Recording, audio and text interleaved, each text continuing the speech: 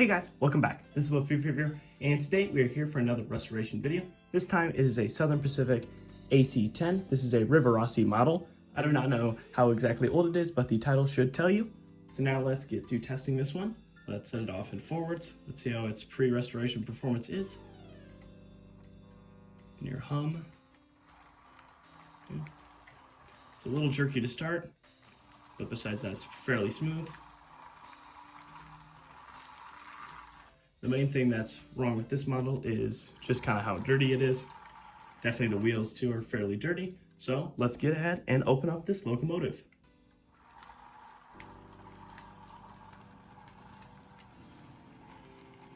All right, now we have the locomotive down on the workbench here. I'm just gonna set these tender off to the side here. And the first thing we're gonna do is go ahead and clean these wheels since they are fairly dirty.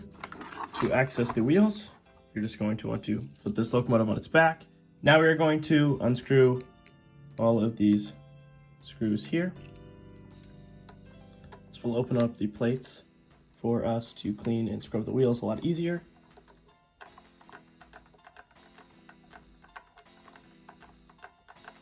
The screw order is not that important, but you want to make sure that the long screws get back where they should go, because there are some spots like what I'm unscrewing right here, which is a short screw.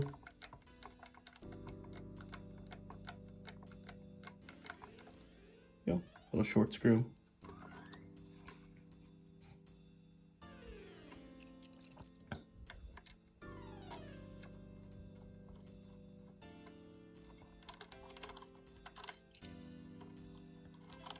There we go. Right, this piece is out. Now we can easily lift the wheels up and out. To clean them, to clean these wheels, I'm going to use a Pico Track Bright and scrape on the tires themselves. I'll spin them a little bit, clean them some more. I'll also try to scrape off some of this rust that you can see on the backs here. So I'll go ahead and do that now to this truck. All right, now I have cleaned all of the wheel sets. So now let's get to lubricating these up. Just gonna grab some simple Labelle 102. You can find this at most model stores. And you can also, of course, just buy it online. I'll only do this side on camera, and I'll show the other side later. Just want to make sure that you get every single little pivot point.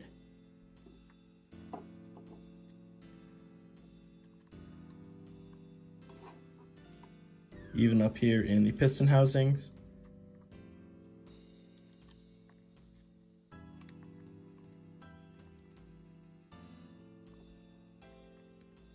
All right, I'll finish this up and show you guys later. Now we are going to lubricate these trucks. Just gonna do a small amount on each little axle. And on the other end.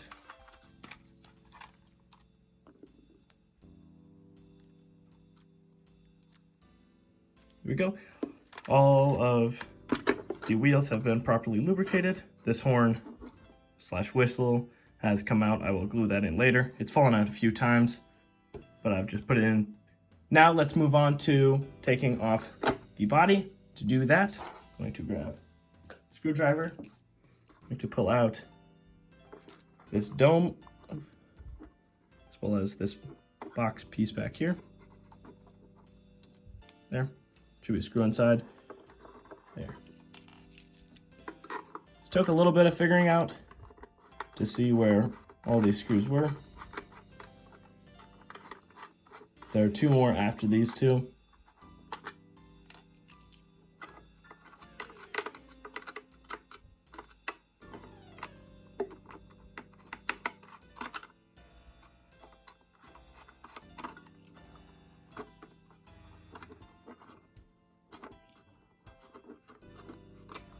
There we go.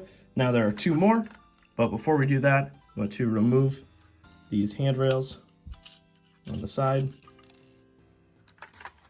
This will be important later because these wrap around some ladders that are connected to the underframe. Let's tilt it on its back.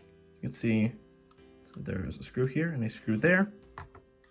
Set it on its back, screw in, actually unscrew it. These screws are a little bit shorter, so they're easier to get out.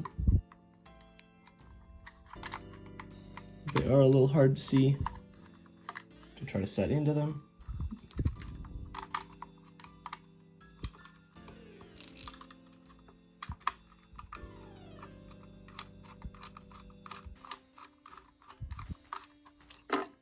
Let's see if I got them all the way. There we go. I did. Now just wiggle off the body a little bit. This body, I will go ahead and clean off camera. I will reorganize this a little bit, and then I'll give you guys a better look at the inside of this locomotive. Now that we have the engine opened up, let's take a look at the internals. So we can tell that there are two gearboxes here. They go to each U-joint. They have a worm drive that goes in between them that's connected to the motor. The motor is a 3-pole, just like the USRA mallet that I restored a little while ago. And just taking a look on the inside of here. Looking at the commutator, it seems fairly clean, so I won't have to open it up. These locomotives are pretty complex in the motor because they have a ton of little roller bearing balls. And if you open these up improperly, they can get everywhere. And the motor can be pretty screwed up without those bearing balls in there. But I'm just going to take a little bit of a look here. I might wipe off some of the old grease here. I checked these up and open them on camera. They can be a little finicky to put back in place. They seem to be good and fresh. The oil does not seem to be old in any sort of way, so I'm just gonna leave them like this for now. We'll actually move this little plastic piece back up. I don't want it to get caught on anything. I got that plastic piece snapped back into place there. And so now I'm just going to wipe off the body with a little bit of Q-tips here because I can't actually properly wash this one like the other parts since this has all the electronic components on board. I'm just going to wipe down by the cylinders and try to collect all that old dirt and grime. I might also tape down this wire so it's not flying around as much. Make sure to collect dirt up by the pilot.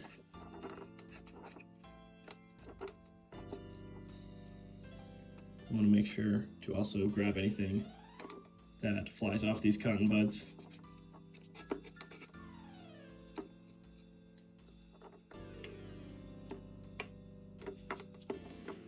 That looks better for now. We're going to grab some tape and tape that down off camera. Now that we have restored the inside of this locomotive, it's time to put the shell back on it.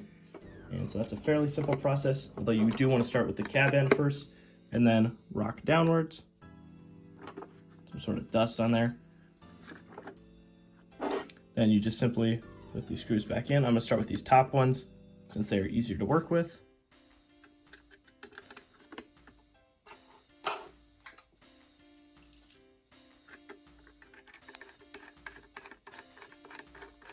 Just screw them back on down.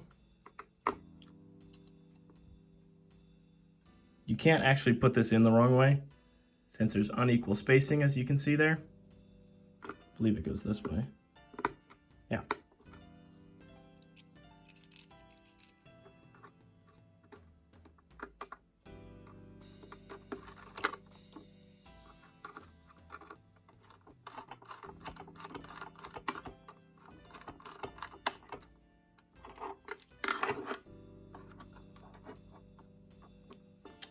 That box is back in.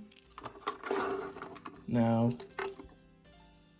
I'll just finish this up here and then I'll jump back to you when this is all back together. The locomotive is now all together, same with the tender. I cleaned up the tender off camera. There is some previous paint work that is from the previous owner. I don't know how to fully remove that, but I did the best that I could and I washed this up. I like how the black is now sticking out a lot more. You can see it's a lot more reflective on the sides, especially with the locomotive here. You can see it's more of the jet black instead of that more dirty brown that was all kind of covered it. It's nice to have all that dust off, but now let's get to testing this locomotive, making sure we fixed it up properly here. So let's just set it off in forwards. Turn it up slowly. Here we go.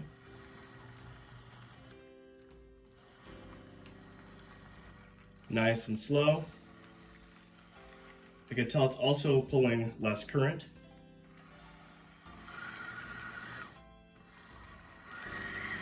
I also took a look at the traction tires off camera and they seem to be all right, so I didn't have to replace those. I did have replacements if I needed to, but they looked clean enough, so I didn't change them out. I think I have this locomotive cleaned to the best of my abilities at this current setup, so now let's move on to the conclusion of this video.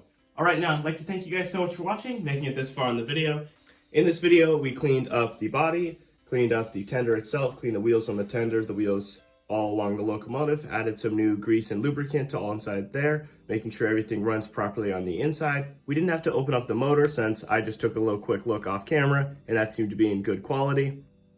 Next time we will be working on this SW switcher from the Pennsylvania Railroad. This one's not actually running at all. The only thing that activates is its light. So I'm wondering what's going on inside of there electronically. This is an afferent blue box and I'll have a lot of fun opening up this one. But now that's it for this Rivarossi AC-10 restoration. I had a lot of fun doing it, and I'll have a lot of fun seeing this locomotive run around my lab. Alright, I'd like to thank you guys again, and I'll see you guys next time. Bye-bye!